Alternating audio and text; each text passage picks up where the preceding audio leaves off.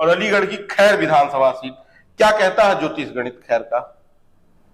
जी, आपके सामने ही है।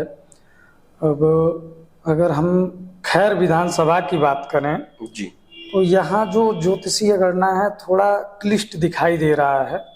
और कई बार हमने देखिए, अब जो भी ज्योतिषीय गणना मैंने किया, बाकी जगह तो हमने बड़े आसानी से चीज़ों को वो कर लिया था। यहाँ थोड़ा हमको समझना पड़ा। कई बार ज्योतिषीय गणना पे जैसे होता है ना कि ज्योतिषी जो गणना करता है उस पे वो सर्टिफाइड होता है कि ये एकदम सही है। लेकिन कभी कभी ऐसा लगता है कि हमारी गणना कुछ और कह रही है और वस्तु स्थिति कुछ और है। तो ये खैर विधानसभा ने हमको उलझाया। कारण क्या है कि यहाँ बीजेपी के जो प्रत्याशी बनते हैं सुरेंद्र दिलेर जी, इनकी राशि कुंभ बनती है और जो विधानसभा है उसकी राशि मकर बनती है जी। तो मकर से सीधे दूसरे भाव में चले जा रही है प्रत्याशी की राशि, विपरीत दिशा में, जो कि ये कहीं भी बेहतर चीज प्रदर्शित नहीं करती है।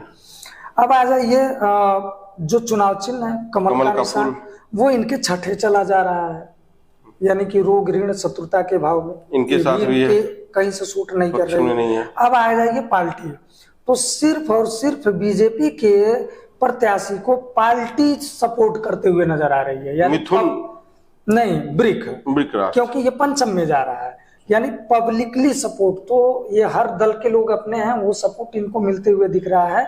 लेकिन जो लीड चाहिए इसके बाद, पब्लिक के बाद, वो इन्हें कहीं से मिलते हुए मुझे नहीं दिख रहा, ज्योतिषीय गणना में नहीं दिख रहा है। अब इसके आगे हम बढ़ते हैं। सपा के जो प्रत्याशी हैं चारू कैन जी, अब इनकी राशि पे अगर हम बात करें तो इनका जो राशि है वो उस विधानसभा के पराक्रम में जा रहा है, यानी कहीं ना कहीं, हाँ, कहीं ना कहीं ये अपने आप को बेहतर दिखा पा रही है वहां। ये इनकी अपनी राशि बता रही है कि ये वहां अपने आप को बेहतर दिखा पा रहे हैं। लेकिन जैसे ही हम पार्टी पे जाते हैं तो पार्टी द्वितीय भाव में चली जा रही है।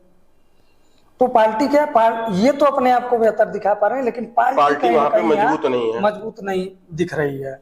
और जब हम निशान पे आते हैं तो वो भी दूसरे में चली जा रही है, साइकिल। यानी ये यहाँ सिर्फ प्रत्याशी मुझे बेहतर दिख रहा है कि वो अपने पराक्रम पे अपनी चीजों को बेहतर कर सकता है, बाकी का ना पार्टी ना सिंबल, और सिंबल उसे सपोर्ट करते हुए ग्रही आधार पे कहीं से नहीं दिख रहा है। अब आ जाइए बसपा प्रत्याशी पे, तो बसपा के लिए डॉक्टर पहल पार्टी पे अगर हम सबसे पहले चर्चा करें तो वृक्ष राशि की पार्टी बन जाती है जी। और ये पार्टी जो है जाकर के संबंध बना रही है पंचम से, यानी इसे जनता वाला नहीं, अच्छा जनता का समर्थन है, जनता का समर्थन इसे भरपूर मात्रा में मिलना चाहिए, प्रेम भरपूर मात्रा में मिलना चाहिए। पार्टी का सपोर्ट इसको मिल गया, पार्टी की जो राशि है। अब इनके खुद की राशि पे हम आते हैं, कन्या राशि बनती है, तो वो उस विधानसभा के भाग्य भाव से जाकर के मिल जा रही है। अच्छा। यानी ये वो विधानसभा इस व्यक्ति के लिए भाग्यशाली है, वो जगह इस व्यक्ति के लिए भाग्यशाली है। अब तीसरी चीज आ जाइए निशान, सिंबल, जो हाथी सिंबल है इनका, तो उसकी राशि कर्क बनती है। और कर्क राशि इस कुंडली में जब हम देखेंगे तो वो जाकर के बैठती है सप्तम भाव में, यानी साझेदार भाव में।